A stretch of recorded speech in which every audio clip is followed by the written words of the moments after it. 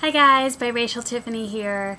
I've been off YouTube for a few days for the most part, and it's because I'm working on a play right now, and I'm playing a biracial girl with a white mom and a black dad. So anyway, I've just sort of been feeling like I need to not be thinking so much like a biracial girl with a black mom. I think everyone who's ever made a video response to me, definitely. It's amazing to me that I've met so many people this way, but especially those girls with white moms who've made video responses. I've been watching some of them over and over again, just sort of imagining more and more what that's like. So thanks for your help. Here's an interview I got with Cory. I think you're going to like it a lot. I hope so. Hey Cory, thank you for granting me this interview. You're welcome. And for taking pictures of me that I love. Okay, so you were just saying before I turned the camera on that you were excited to do this interview. Because I've never really spoken about this to a broad audience before, and I think that I can offer good wisdom, good insight on what being mixed is all about. Because I'm really happy to be mixed. Yeah. And I'm excited. I like to tell everybody when I can. Which of your parents belongs to which race? My mom is African American and my father's Caucasian. And where were they born and raised? Let's see, my dad was born in Iowa and raised in Iowa. And my mom was born in Michigan and raised in Michigan. Yeah, So they never moved from wherever they were born. They stayed. So. Where did they meet then? Good question. But they moved to Arizona Bible College at the same time. Ended up meeting here. Told that they got kicked out because they were together, which you're not supposed to have relationships anyways. But maybe if it wasn't a black and white, then they just give them a strike. Right. I don't know. They say they got kicked out. Maybe they just stopped going. Well, where did they go next? After that, I believe they went to Iowa to get married. So it was legal, but it was not a big deal?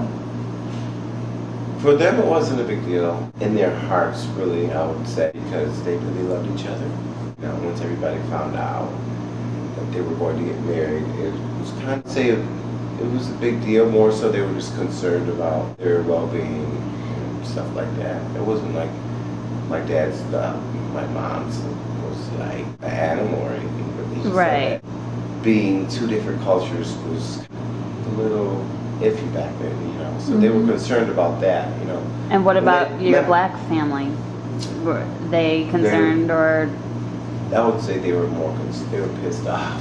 Yeah? Yeah. Yeah, people often don't ask about that side's reaction. They were pissed off more Wow. than my dad's side, excuse me. It's funny that my grandfather's, he's mixed too. He has a little bit of Indian and white in him. But he was like anything but white. You know, he could be mixed, he could be Really? white. He was like, he does not want that for his daughter, you know. He ended up meeting my father, and after they got married, they ended up just loving each other. So he ended up loving my father. They got married and soon had the first kid, which was my sister. That was a whole other situation back then, you know. What is the kid going to be? Is he going to be black or white? How are they going to raise her? Both families were concerned about this? At what year was your sister born? She was born, and she's 31. She was born in 76 or 7? Yeah. They, you know, again, it was more like a concern for my dad's side. It was more like a concern thing more than like a race thing, I would say, because they met my mom and she was beautiful. She was so smart and she was so friendly. They really liked her a lot. So it was more like a concern thing when they would say something. It wasn't like that N-word, you know. Right. They wouldn't be like that, but they would be more so like just concerned with the kids and stuff. So once my sister was born, she, you know, everybody just opened up to her. They loved her, and it seemed like the white side was more accepting at first, which I find ironic because African Americans are mixed too, you know, down the line. So I would think that, but if it's like 100% white, I think it's a different story, you know. Well, I think a lot of people think, they assume they're 100% white, but like, how do we really know? Exactly. Yeah, that's true. But True. kind of. I have another sister, right? I have another sister that's 2 years younger than my older sister. Yeah. So you're the youngest. What was your childhood like? I know that's a really broad question, so I guess I'm kind of asking in terms of race. Mm-hmm. It was, well, I grew up in Michigan, and I don't really remember going through a lot of racial things, really. What was your school predominantly one race together? It was predominantly white, my school. But I was around black people too, so. First time I started, like, realizing that I was mixed would be, like, when people would make comments to me, like, about my skin color, if it was lighter than theirs or darker than theirs, or ask me where I'm from. As a kid? I would say going into middle school. When I was a kid, nobody really said anything about it. For me, it wasn't a big issue. Ever really, but when I started realizing it, it was like when I was in middle school, whenever it started occurring to me that I was in between. And if you went to school with mostly white kids, where were your interactions with black kids? It was with both, but what I realized was that what happened would be I wouldn't have a friend that was 100% my friend, if that makes sense. Yeah. Because they weren't hanging out together really, so I would have to like hang out with one group and then hang out with another group, and then I would miss out on a lot of the fun times, Mm-hmm. you know, with certain groups, because I would feel like one part of me would have to hang out with, you know, this group, and then another time it would be this group, and it was they both I could relate to. Right. Do you think that your white friends thought of you as their black friend or their white friend? I mean, of course, we hope that the answer is they thought of you as Cory, but on some level, I think even when we're well-intentioned and think of people that way, I just wonder, like, when it came down to it, if they had even been asked. What do you think? I think it would be more obvious, like with my closer friends, when I knew my parents. Right. They would understand I was mixed, but well, I'm not for sure. It never even came up because, man,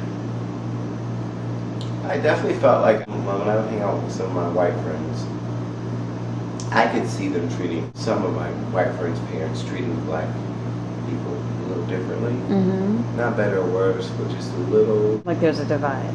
Yeah. And I didn't feel that divide. My friends or anything like that. I just felt comfortable with them, and I felt like I didn't feel like they were prejudiced or anything like that. I don't know why.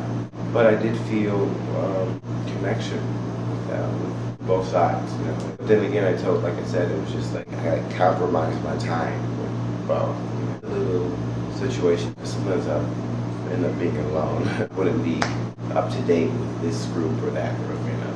And then I would be not considered a sellout. I would just be like, where's Cory, you know?